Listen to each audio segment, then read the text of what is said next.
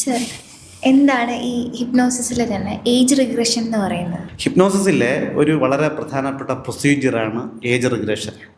നമ്മൾ ഈ കൊച്ചു കുട്ടിയായിരിക്കുമ്പോൾ അല്ലെങ്കിൽ ഗർഭസ്ഥ ശിശുവായിരിക്കുന്ന കാലം മുതൽ നമുക്കൊരു 10 വയസ്സൊക്കെ ആകുന്നത് വരെയുള്ള കാലഘട്ടത്തിലാണ് നമ്മുടെ സ്വഭാവത്തിൻ്റെ ആകെ ബ്ലൂ പ്രിൻ്റ് രൂപപ്പെടുന്നത്. ഒരു ഹിപ്നോതെറാപ്പിസ്റ്റ് അദ്ദേഹത്തിൻ്റെ അടുത്ത് വരുന്ന ക്ലയൻറ്റിനെ അദ്ദേഹം ഹിപ്നോട്ടിക് നിദ്രയ്ക്ക് വിധേയനാക്കും. ഓക്കെ, പലരും വരുന്നത് മാനസികമോ ശാരീരികമോ വൈകാരികമോ ആയ എന്തെങ്കിലും വിഷമതകൾ ഉള്ളതുകൊണ്ടായിരിക്കും.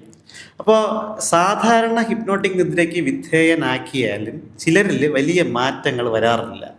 അങ്ങനെയുള്ള സമയത്ത് ക്ലയൻറ്റ് നല്ല ഹൈലി സസെപ്റ്റബിൾ ആണെങ്കിൽ അദ്ദേഹത്തിൻ്റെ ഉപബോധ മനസ്സിനെ കുറഞ്ഞ വയസ്സുകളിലേക്ക്, ഇപ്പോഴത്തെ അവസ്ഥയിൽ നിന്നും കുറഞ്ഞ വയസ്സിലേക്ക് ഹിപ്നോതെറാപ്പിസ്റ്റിനെ കൂട്ടിക്കൊണ്ടു പോകാനും അവിടെ ഉണ്ടായിട്ടുള്ള മുറിവുകൾ ഉണക്കാനും ഹിപ്നോതെറാപ്പിസ്റ്റിന് സാധിക്കും.